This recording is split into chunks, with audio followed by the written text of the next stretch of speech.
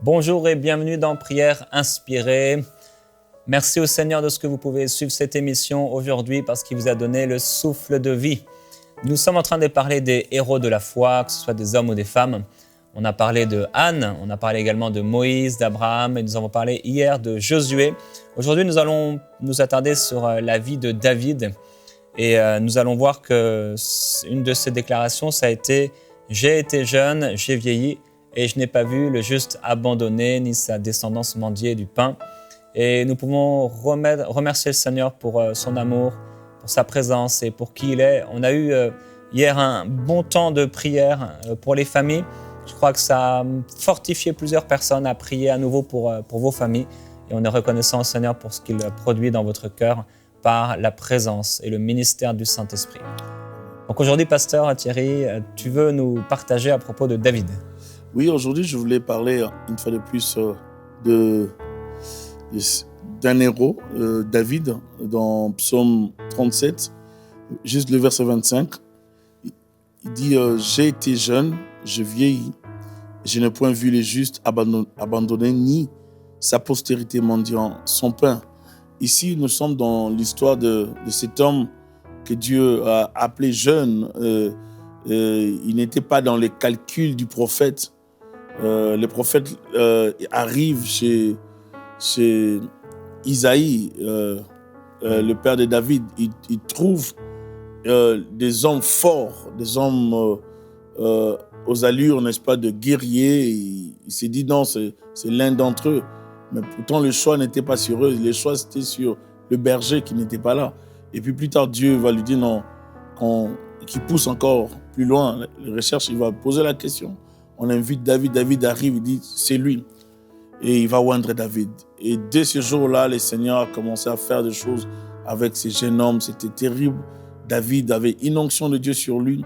Je vois David qui arrive au camp, il trouve ses frères et l'armée dans la peur de Goliath. David était tellement choqué de voir cela, il va dire c'est qui cet incirconcis? Il était jeune, il avait l'onction de Dieu sur lui. Et il ne pouvait pas laisser quelqu'un insulter les dieux d'Israël. Il connaissait son Dieu. Et David avait vécu des expériences avec Dieu dans la forêt. Et ce qui est assez intéressant avec David, c'est qu'il n'avait jamais parlé de ça. Et moi, ce qui me plaît dans l'histoire de David, c'est que dès que Saül va l'inviter, c'est là qu'il va sortir maintenant ses exploits. C'est là qu'il va dire, j'ai à poursuivre l'ours, à récupérer la brebis, à combattre avec les lions, pour arracher, n'est-ce pas, la brebis de sa gueule, ainsi de suite. Il parle des exploits qu'il a eu à connaître dans la forêt, alors qu'avant, ça, il n'avait pas parlé de ça. Donc, un homme, je vois dans David un homme humble, un homme qui a fait des exploits, mais qui n'a pas parlé de ça. Un homme qui a vécu des expériences, qui n'avait pas parlé de ça. En fait, il était plus fort que les guerriers connus, ses frères. Ses frères étaient des guerriers, des hommes forts, mais David était plus fort. Mais il restait calme. Il attendait, je ne sais pas, peut-être les temps de Dieu. Et les jours que le Seigneur a envoyé les prophètes là oint et le ministère de David a commencé. David a reçu l'onction, mais Dieu va permettre à cet homme de traverser une période difficile avant d'atteindre, n'est-ce pas, l'onction royale sur tout Israël. Il va traverser des moments difficiles. David va risquer sa vie face à Saül, mais David ne va jamais lever sa main pour tuer Saül. Un homme loyal, un homme intègre, un homme correct, un homme qui avait un bon cœur, un homme qui aimait Dieu, un amoureux de Dieu, un homme qui était d'une grande vision malgré ses failles, ses erreurs, ses péchés. David était prêt à se repentir. C'est le type d'héros que moi, j'aimerais vraiment parler aujourd'hui. Cet héros, c'est David qui a fait tuer son ami Uri, qui a pris sa femme, mais qui était en même temps prêt à se repentir, prêt à demander pardon. Il fait du mal, il demande pardon à Dieu. Il avait de très bonnes intentions pour le Seigneur. Il ne voyait pas seulement diriger Israël lorsqu'il a accédé au pouvoir. Son objectif, David, c'était de ramener l'arche de l'Éternel dans la capitale, à Jérusalem.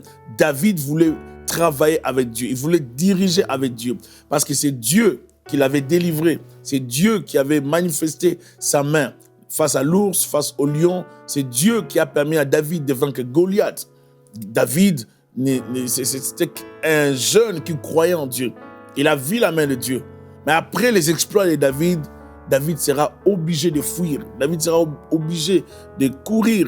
Il fut traqué par le roi. Mais David a tout fait pour respecter le roi rejeté. Et ça, c'est important. Il a respecté le roi rejeté. Il a respecté certains principes.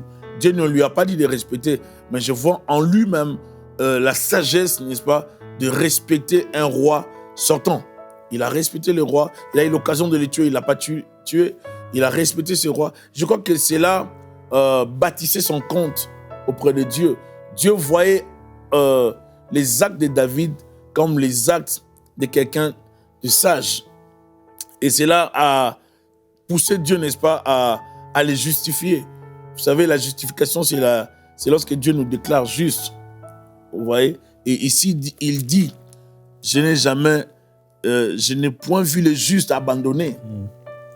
Et David n'est pas juste parce qu'il a accompli de bonnes choses. David a fait des erreurs. David a fait tuer quelqu'un. Mais ici, la justification, c'est dans la souveraineté de Dieu. Dieu nous déclare juste, non parce que nous avons accompli de bonnes choses. Dieu nous déclare juste par imputation, n'est-ce pas, de la justice de Christ. Et David était un homme prophétique. Dieu le déclare juste par la grâce divine. Et je crois aussi, si nous lisons bien les Écritures saintes, même l'Ancien Testament, tous ceux de l'Ancien Testament attendaient le Messie à venir. Et je crois toujours c'est lié, n'est-ce pas, à la venue future du Messie qui allait justifier les gens de l'Ancienne Alliance. Et David fut justifié par Dieu. Dieu l'a déclaré juste. David dit, Dieu n'abandonne pas un juste. C'est-à-dire, c'est lui qui a foi en lui. C'est lui qui le sert. C'est lui qui s'engage pour sa cause. Dieu ne peut pas l'abandonner. Et ici, je pense qu'il était déjà vieux. On lui pose la question par des jeunes. Père David, explique-nous un peu. On traverse ça, on traverse ça, on traverse ça. C'est pas possible. David va dire ici, j'étais jeune comme vous, j'ai vieilli. Je n'ai jamais vu le juste abandonné, ni sa postérité mendiant son pain. Et c'est une déclaration forte d'un homme expérimenté, d'un homme qui a vécu avec Dieu, d'un homme qui a vécu des expériences avec Dieu. Et cet homme, c'était qui? C'était David. Donc, il a compris les délivrances de Dieu. Il a compris ce que Dieu était capable de faire. Je me rappelle de l'histoire d'Absalom, son fils, qui va, n'est-ce pas, monter un complot contre son père pour l'évincer, l'écarter du trône. Et David fut écarté du trône. David était humilié. Il a connu cette humiliation. Et il y avait un homme qui secouait la poussière lorsque David sortait de la ville et qui humiliait David terriblement. Et David, il y a Abner, je crois, ou bien l'un de ses serviteurs qui va vouloir tuer cet homme. David va dire, laissez-le vivre. Et David, c'est quelqu'un qui n'avait pas la haine. C'est quelqu'un qui n'avait pas... Il n'était pas méchant. Je ne le vois pas comme ça. C'était un homme qui avait le cœur de Dieu. Et c'est pour ça que Dieu va dire, j'ai trouvé un homme selon mon cœur. Et David, c'était un adorateur. C'était quelqu'un qui était prêt à tout faire pour Dieu. Il a dansé, presque nu, pour l'arche, la gloire de Dieu. Il a eu des intentions de bâtir un temple pour Dieu. David, ce n'était pas n'importe qui. C'était un homme qui aimait Dieu. Et nous allons voir dans le livre des Chroniques comment est-ce qu'il va préparer, n'est-ce pas, les matériaux pour la construction du temple. Ce n'était pas n'importe qui. C'était un homme qui a tout donné. Il dit, j'ai pris tout ce qui était en réserve pour moi et je donne pour la construction du temple. Il dit, oh Dieu, tout vient de toi et nous recevons de ta main ce que nous t'offrons. Qui suis-je? Qui est mon peuple pour que tu acceptes nos offrandes? David, c'est un grand homme qui avait un grand cœur. Il n'était pas lié. Dieu lui a dit, David, ce n'est pas toi qui vas bâtir les temples. Tu ne peux pas me bâtir les temples parce que tu as versé beaucoup de sang. David va dire, ah bon, tu m'as refusé de bâtir les temples, mais tu ne vas pas m'empêcher de s'aimer mon offrande. Tu me refuses de construire, mais je vais faire quelque chose d'autre. Dieu a refusé à David de construire les temples, mais David n'a pas arrêté la démarche. David a préparé les matériaux de construction. Donc, nous voyons dans cet homme son intention de bâtir les temples, même si ce n'est pas lui qui va bâtir. Je pense qu'il a pris des architectes, ils ont conçu, ils ont tout préparé et il laisse à son fils Salomon de faire juste l'assemblage, donc la construction. Il a contribué pour ce temple.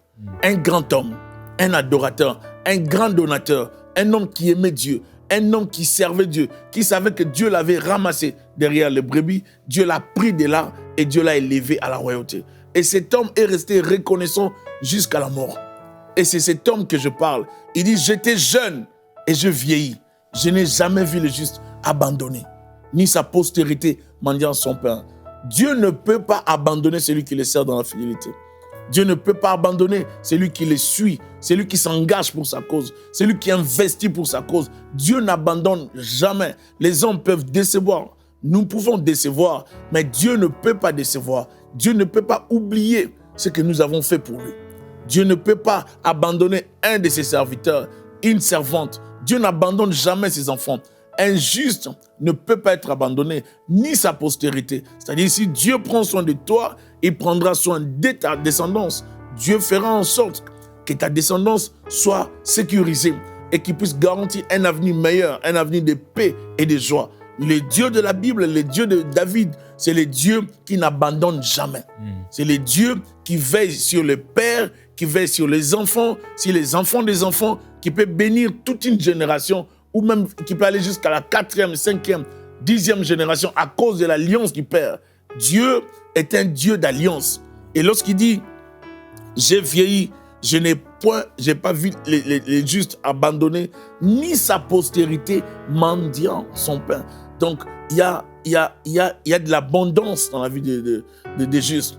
Dieu pourvoira aux besoins des justes. Dieu ne peut pas abandonner ceux-là qui le servent, ceux-là qui s'engagent dans son œuvre, ceux-là qui se donnent, qui investissent pour lui. Être héros, ce n'est pas seulement parler de la puissance, dunamis, parler de ce que Dieu fait avec nous. Mais être héros, c'est aussi être un homme de prière. C'est être un homme de la foi. C'est être un investisseur pour Dieu. Comme David, un grand bâtisseur. Un homme qui a sacrifié. Je me rappelle lorsqu'on ramenait l'arche, n'est-ce pas, en Israël, il devait sacrifier. À chaque pas, on sacrifiait. Parce que David voulait que l'arche retourne. L'arche, c'est le symbole de Dieu. L'arche, c'est le symbole de la présence de Dieu. Et Israël ne pouvait pas aller en guerre sans l'arche. David a dirigé avec l'arche. David, un homme qui aimait la présence de Dieu. Un homme qui aimait la prière. Un homme qui cherchait le Seigneur. Un homme qui a déclaré pour dire, je suis dans la joie quand on me dit, allons dans la maison de l'Éternel. C'est un adorateur. Et j'aimerais nous encourager aujourd'hui, frères et sœurs, en tant que chrétiens, à aimer Dieu comme David, à persévérer dans l'œuvre du Seigneur, à servir Dieu même lorsque les choses seront difficiles, à servir Dieu même lorsqu'on n'aura pas tout ce qu'il nous a promis, même lorsqu'on n'aura pas tout ce que nous désirons atteindre. J'étais jeune, j'ai vieilli, je n'ai point vu le juste abandonné, ni sa postérité mendiant son pain. Dieu ne peut pas abandonner un juste. Dieu ne peut pas abandonner les chrétiens. Dieu ne peut pas abandonner son enfant. Dieu ne nous abandonne jamais. Même lorsque nous souffrons, Dieu est avec nous. Les silences, Dieu n'exclut pas sa présence. Même Christ, une fois là, il a dit, mon Père, pourquoi m'abandonnes-tu? Donc, à la croix, Christ a dit, Eli lama sabachthani. Il a parlé de ça. Et il ne sentait pas sa présence. Mais la présence de Dieu, même si on ne la sent pas, Dieu est là. Et j'aimerais dire à quelqu'un, Dieu est avec nous. Dieu sera avec nous. Si Christ a senti cela à la croix, c'est pour que toi, tu puisses vivre à la présence de Dieu. C'est pour que nous puissions demeurer dans sa présence. Dieu est avec nous. Dieu n'abandonnera jamais tes enfants. Dieu n'abandonnera jamais ta femme. Dieu n'abandonnera jamais ta famille. Dieu n'abandonne jamais les justes, ni la postérité. Nous sommes toujours dans ce contexte familial où Dieu veillera sur nos familles si nous posons des gestes corrects. Si nous sommes corrects avec lui, si nous sommes fidèles, loyaux, si nous les servons, même la descendance sera sécurisée. L'avenir de la famille sera béni à cause de la conduite du père, de la maman, de la mère, ainsi de suite. Si les parents se donnent à Dieu, la famille sera sécurisée. J'étais jeune, j'ai vieilli, je n'ai point vu les justes abandonnés. Dieu n'abandonne jamais ceux-là qui les servent. C'est là qui travaille pour lui. Dieu n'abandonne jamais ses serviteurs. Dieu n'oublie jamais ses serviteurs. J'aimerais encourager tous ceux qui travaillent pour Dieu d'une manière ou d'une autre, vous dire que Dieu ne peut pas vous abandonner. Même si vous n'êtes pas pasteur, même si vous n'êtes pas prophète, évangéliste, peu importe ce que vous faites pour Dieu, j'aimerais vous encourager à continuer à servir Dieu avec zèle, avec amour, avec détermination. C'est possible que Dieu vous visite demain, après-demain, mais je suis sûr et certain que l'Éternel que nous servons n'abandonnera jamais un juste. Si vous le servez avec cœur, avec passion, le Dieu qui vous a justifié prendra soin de vous.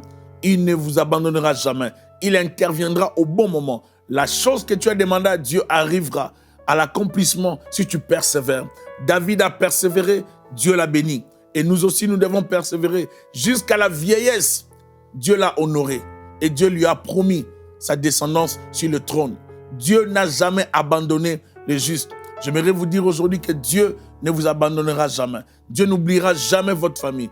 Dieu n'oubliera jamais ta descendance. Même après toi, Dieu prendra soin de ta famille. Même après nous, Dieu prendra soin de nos enfants, des enfants de nos enfants. Le Dieu de la Bible, c'est un Dieu qui veille sur son engagement, qui veille sur son alliance. Il est derrière sa parole pour l'exécuter.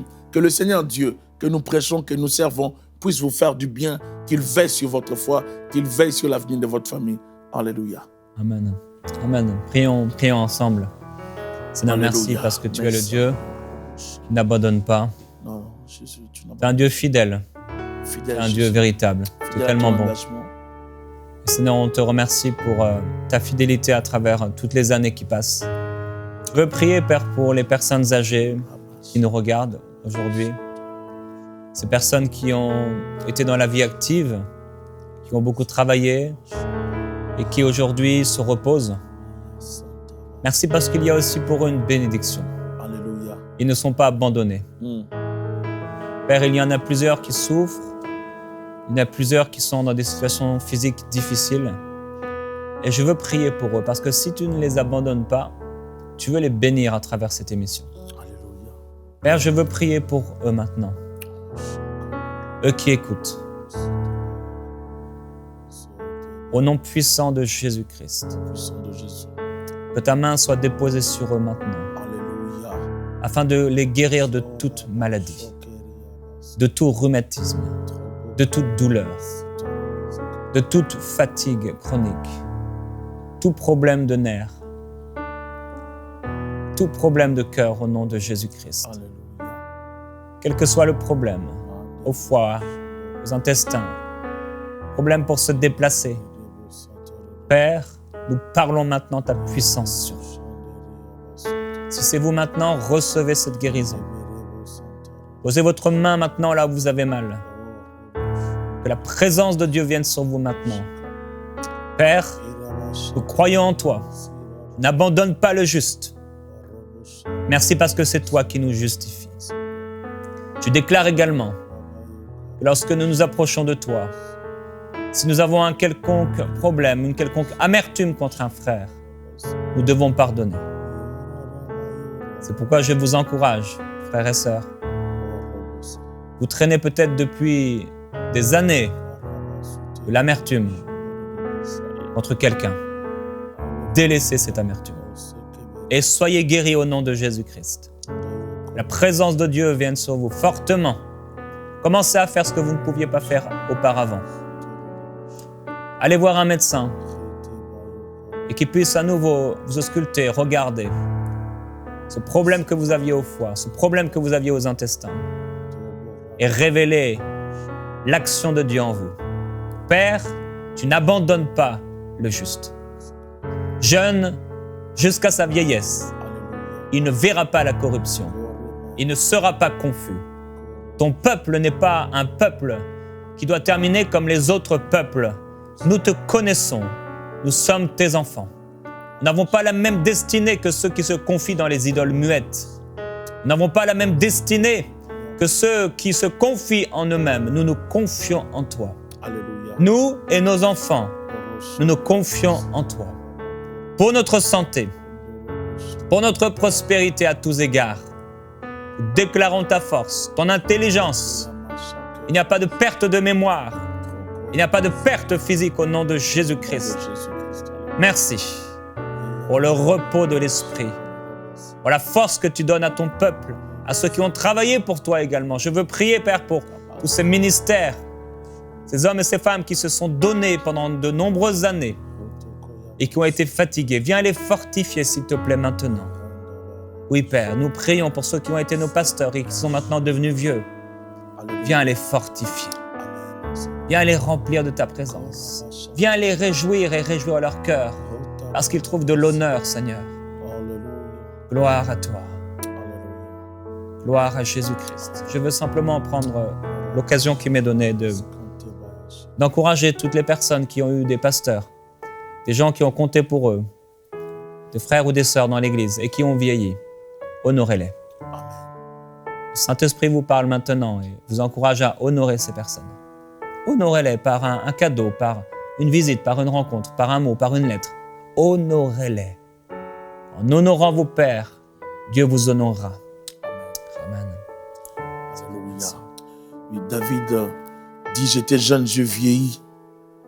Et nous voyons ici, une fois de plus, la dimension de la vieillesse. Avec Dieu, nous irons de l'avant jusqu'à la vieillesse. Une vieillesse bénie. Amen. Et j'aimerais vraiment que Dieu te garde, que Dieu nous garde. Seigneur, je te prie pour que tu gardes ma soeur, mon frère, Alléluia. jusqu'à la vieillesse. Une vieillesse joyeuse, une vieillesse bénie. Alléluia. Couvre-nous, Seigneur, par ta grâce, Seigneur. Et David l'a dit, jusqu'à la vieillesse, il n'a pas été abandonné. Seigneur, toi, tu n'abandonnes pas tes enfants, tes serviteurs. Seigneur, veille sur mon frère, ma soeur. Veille sur nous, Jésus.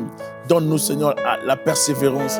Donne-nous à te servir, Seigneur, comme le cœur de David, à te servir avec un dévouement total, à offrir, Seigneur, pour toi, à investir pour ton œuvre. Et Seigneur, donne-nous, Seigneur, à vivre des moments de gloire avec toi. Seigneur, je bénis mes sœurs, mes frères, je bénis toute personne qui me suit en ce moment. Je déclare ta grâce dans sa vie.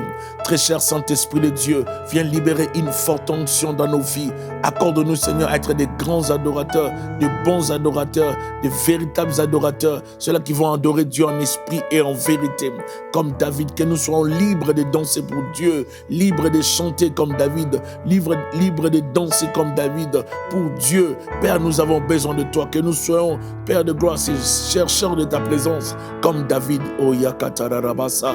Nous voulons voir ta gloire, nous voulons vivre ta main, Jésus. Viens nous conduire, Seigneur, jusqu'à la vieillesse, que nous puissions vivre avec toi, que la présence de Dieu nous amène, oh Dieu de gloire. Nous voulons être de vieux, mais remplis de Dieu. Vieillir, mais avec l'onction de Dieu. Vieillir avec la puissance de Dieu. Amen. Vieillir avec Oui. la gloire de Dieu. Alléluia. Vieillir avec les dons, les charismes, les prophétiques, la guérison, les dons de puissance. Vieillir avec la sagesse. Vieillir avec toi, Jésus. Celui qui vieillira avec toi sera sage, Père de gloire, sera puissant, Seigneur. Tu prendras soin de lui. Je bénis nos familles respectives. Je déclare la grâce de Dieu dans nos vies, dans nos familles. Seigneur, manifeste ta bonté envers ton peuple. Viens le visiter. Car toi, tu n'abandonnes pas. Il y a des gens qui croient que tu les as abandonnés. Seigneur, fortifie-le, Jésus. Des gens qui traversent des moments difficiles. Il y a une personne malade qui a atteint des cancers, qui est peut-être... qui reste, pour qui il ne reste qu'une semaine. Seigneur, je te prie, Seigneur, de visiter la personne. Je te prie, Seigneur, de visiter celui qui est déprimé, celui qui fait sauter la vie. Seigneur, visite-le, Seigneur, guéris-le, Père de gloire. Délivre Jésus, manifeste ta grâce. Délivre-le de la maladie, Seigneur. Guéris-le par la puissance du Saint-Esprit. Manifeste-toi. La Bible déclare par tes meurtrissures, nous sommes guéris. Le sentiment qui nous donne la paix est tombé sur lui. Il s'est chargé de tous nos fardeaux. Le Dieu de David est le Dieu qui prend soin de nous, Seigneur. Tu es puissant, tu es présent. Manifeste-toi, Jésus-Christ, pour la vie de quelqu'un en ce moment. Oh, Robo Shadarabasite. Oh, Jésus, Ukekamaya-site. La parole déclare, Ilobasante. Abraham expira, il mourut après une heureuse vieillesse, Alléluia. âgé et rassasié de joie. Amen, amen. Est-ce que nous voulons prier, Père, pour ceux qui nous entourent, pour ceux qui nous écoutent, pour nos frères et nos sœurs, ceux que nous aimons. Père Céleste, tu ne veux pas que notre vie soit arrêtée. Tu as voulu, Seigneur, qu'on puisse vivre une vieillesse rassasié de jour et dans la joie. Rassasié de jour, Jésus, et dans ta mort. Heureux, une heureuse vieillesse. C'est ce que nous prions, Père, pour ton peuple. Alors que tu nous déclares, que tu nous demandes dans ta parole d'honorer la personne qui a des cheveux blancs, d'honorer le vieillard. Nous voulons honorer, Seigneur, ceux qui nous entourent. Et nous te prions de les remplir du Saint-Esprit. Lorsque Abraham était prêt de partir, il a tout remis à Isaac. Il a agi avec sagesse envers les fils de ses concubines, en les bénissant et en les envoyant loin. Je prie pour la sagesse, Père, pour ceux qui ont vieilli. Ils ne perdent pas leur vie à des futilités et qu'ils puissent continuer à te servir, être heureux, être des bons dispensateurs de ta parole.